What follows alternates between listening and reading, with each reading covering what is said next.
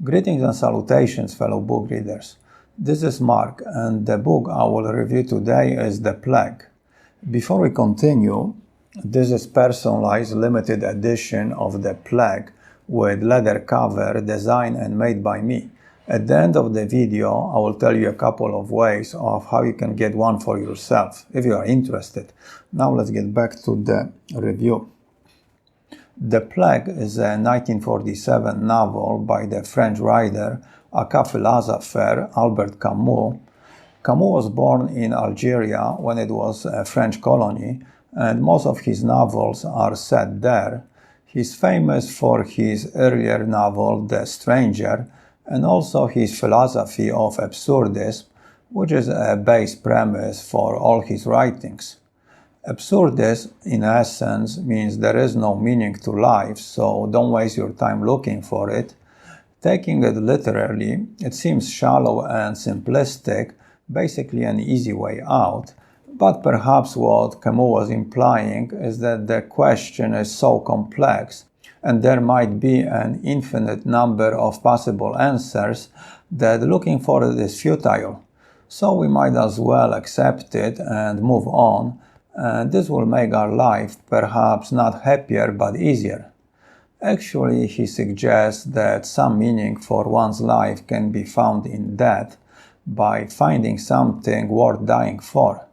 It is somewhat similar in contrary way to Man's Search for Meaning, where Viktor Frankl argued that for life to be meaningful, we need to find a reason to live for.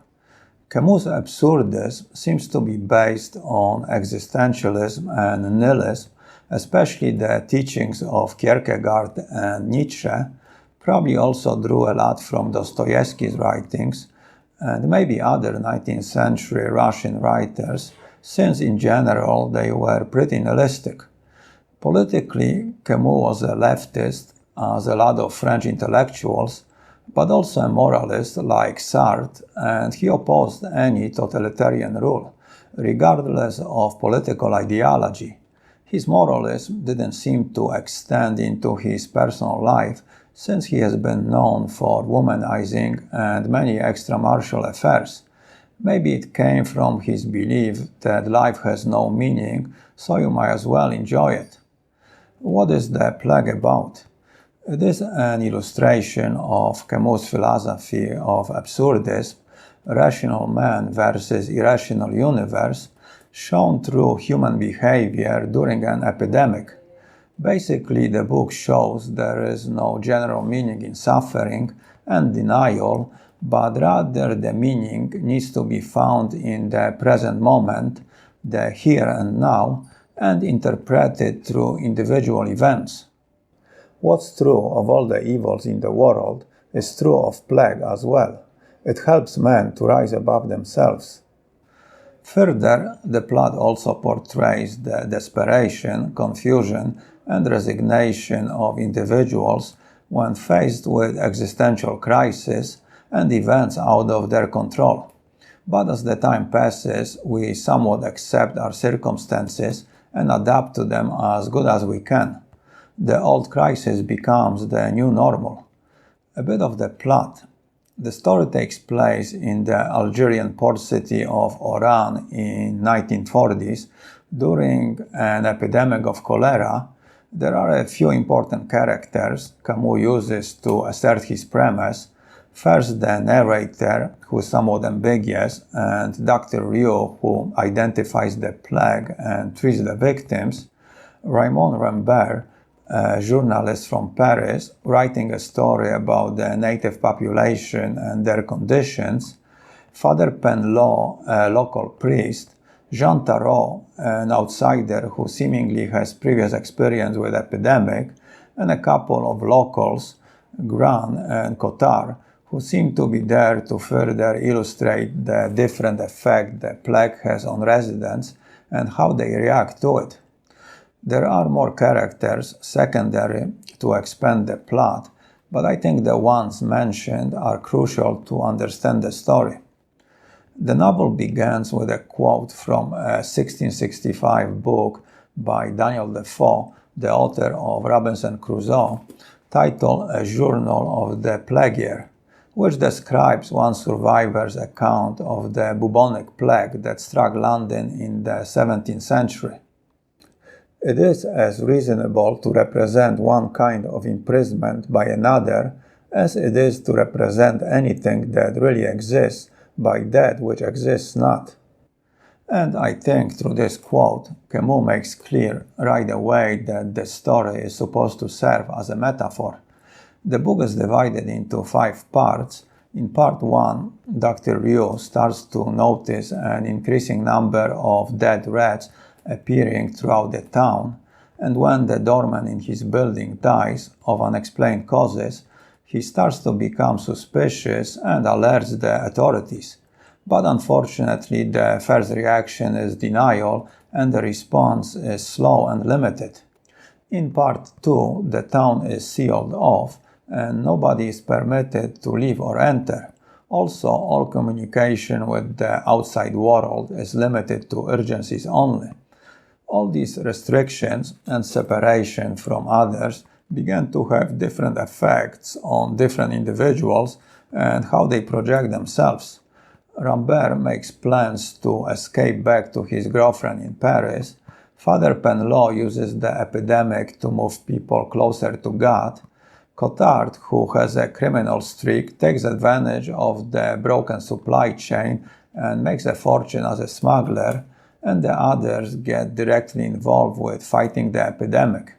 In part 3, the restrictions become more severe and the army surrounds the town with orders to shoot anybody trying to leave, and the people are becoming resigned to their fate.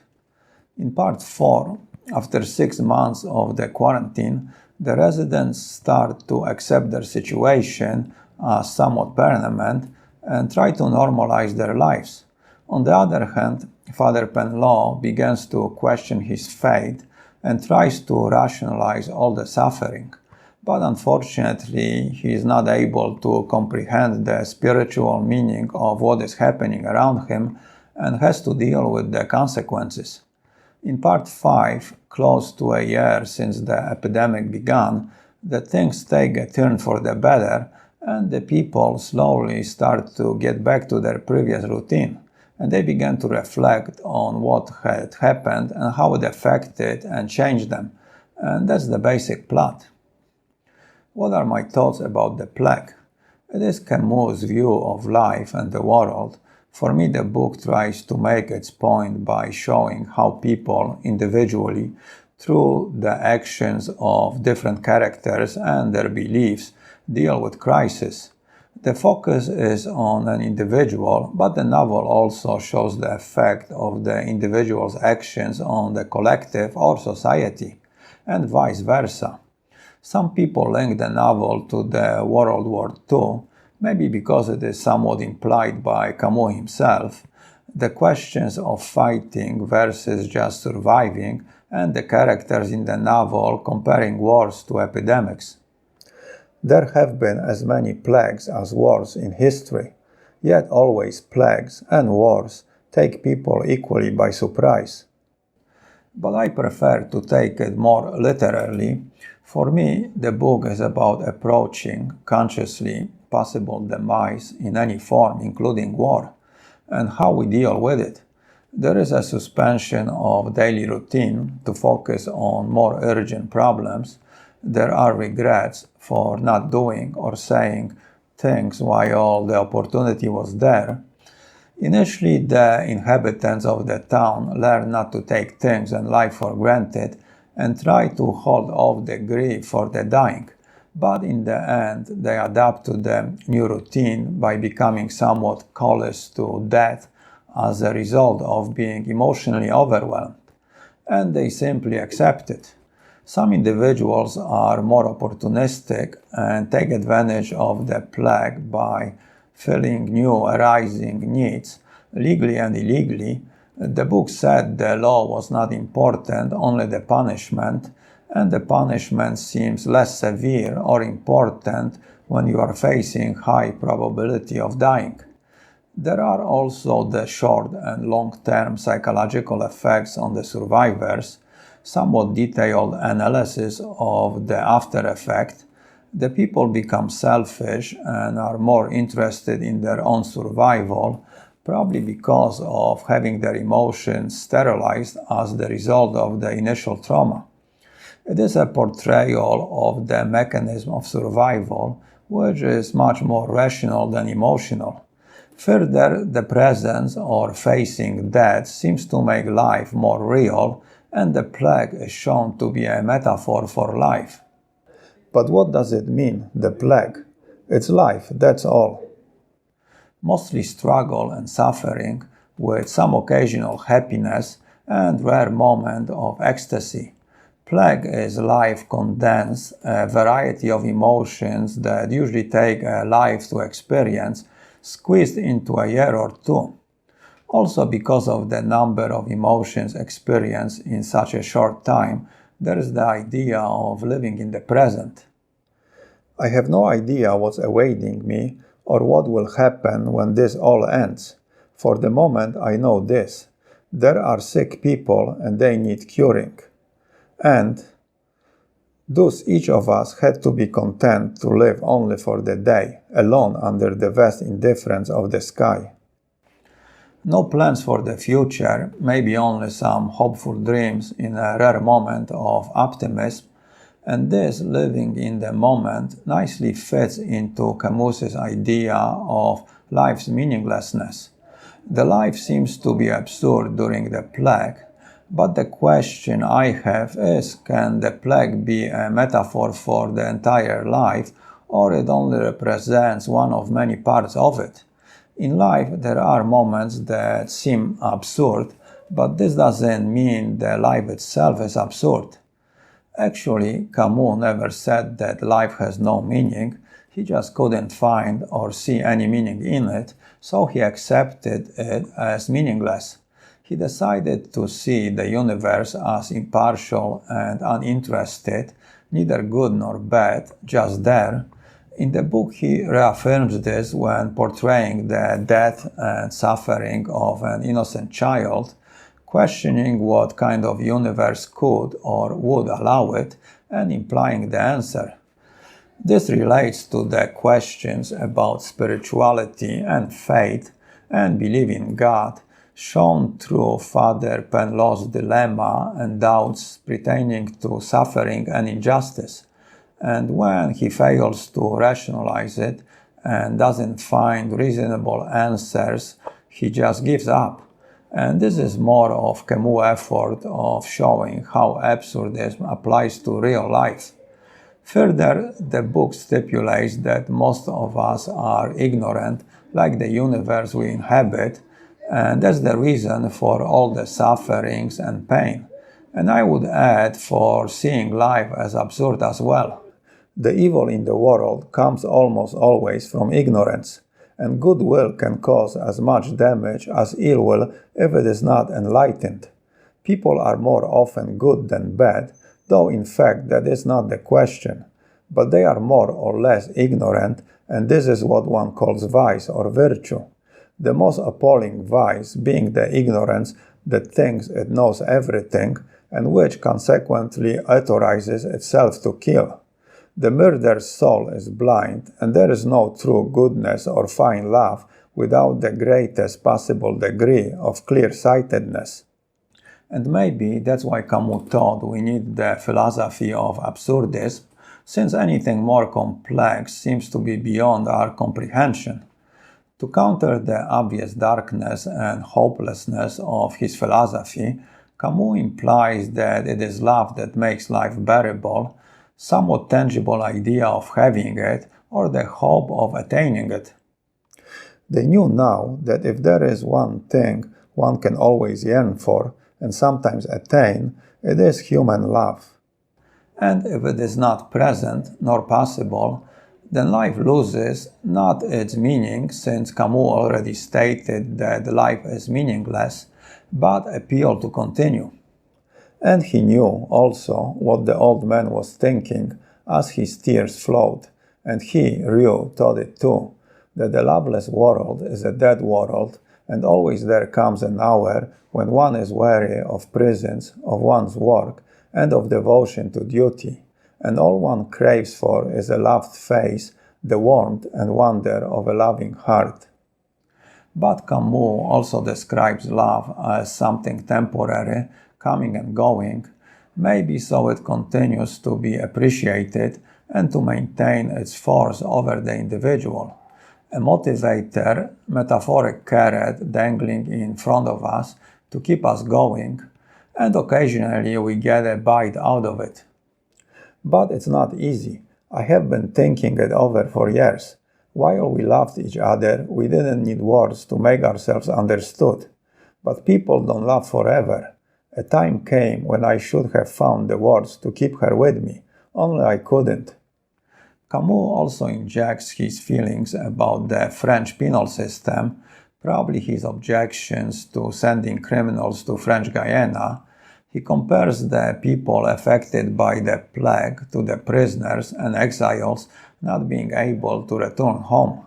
Maybe it is fair if we assume nobody is truly innocent. There's also Camus' general objection to the death penalty, how the people who witness it change from being in favor to finding it reprehensible. He even equates people who have the plague and are able to infect others to the judge sentencing somebody to death or the executioner. To sum it up, the plague is an interesting effort to make a case for the philosophy of absurdism, but somewhat tedious. I think Camus did a better job in The Stranger, maybe because it was more to the point. I find Camus similar to Céline, Journey to the End of the Night, even though the latter saw the light at the end of the tunnel, but both of them saw life as this ongoing suffering and struggle, but somewhat worth the effort to get through it. I myself don't really see absurdism as some kind of help or answer to life's complexities. It seems to me as an easy way out, but it probably works for some people. It seemed to do it for Camus, but he didn't live long enough to have it tested. I wonder how he would see it in his 80s. Sartre, who had a similar view of life, did somewhat of a turnaround when he became old and faced his own mortality. I think we have no idea of so many hows and whys, so why bother trying to find meaning in no meaning, which absurdism seems to be doing. We can't prove there is meaning to life, but we can't prove there isn't. As I mentioned before, Camus also had his doubts. The novel itself had become more relevant since our own struggle with coronavirus, dealing with limitations placed on our freedoms, isolation from people we care about for unpredictable amount of time, and uncertainty about our future. Further, we can see more tangible similarities to our own experience, such as new varieties of virus appearing, more contagious and lethal, and medical staff and workers being overworked. Because the plague is a repetitive process, it never really goes away, it just goes into hiding, waiting for the right circumstances. And indeed, as he listened to the cries of joy rising from the town, Ryu remembered that such joy is always impaled. He knew what those jubilant crowds did not know, but could have learned from books, that the plague bacillus never dies or disappears for good, that it can lie dormant for years and years in furniture and linen chests, that it bides its time in bedrooms, cellars, trunks, and bookshelves, and that perhaps the day would come when, for the bane and the enlightenment of men, it would rouse up its rats again and send them forth to die in a happy city. And I think, on the grander scale, the plague is a symbol for any kind of crisis we could face as society and its effects on us individually. Actually, I found the Oran's plague to be nothing more than a background for Camus to make his point about life in general. I think he chose it because he was connected to the time and place, being born in Algeria, etc., etc. I think the same case could have been made using, for example, the siege of Leningrad during World War II, which lasted over 2.5 years and killed about 1 million people. Most died from starvation. There are a few adaptations of the plague. There is a very recent and, for me, too politically correct one, not surprising, coming from BBC. The best I have seen is an early 1990s film with William Hurt, Robert Duvall, and Raul Julia. Okay, let's talk about the physical book. The book I am holding is a softcover which I transformed into hardcover, leather-bound edition. To make the cover, I use grade A, naturally tan hide I buy from Tenerife in North Spain. It is the same leather Louis Vuitton uses to make his bags, so it is top quality. I do all the processing of the leather myself. First, I design the cover, which what I did here. I used this painting of a North African town, similar to Oran, but it also could be a town in the desert, symbolizing the isolation of the plague. So it has a double meaning, just like the book, literal and metaphoric. This is the back with the blurb, and inside front cover I printed a quote from the book. If you want to see more detailed video where I explain how I transform paperback into leather-bound hardcover, click on the link in the description. I will make a maximum of 100 editions of each title. Each one will be numbered and initialed, and the numbers will go in chronological order from 2 up, since number 1 stays with me. The price will be around $100, so if you would like me to make one for you, you can click below on my email and send me a message.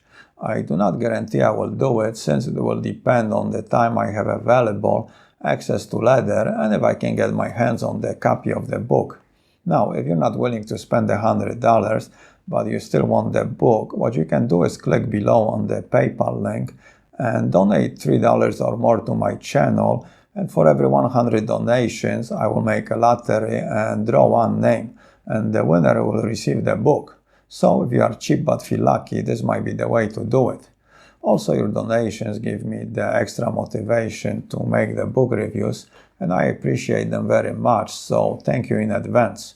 One more thing, when you make your donation, remember to include the title of the book you would like to win.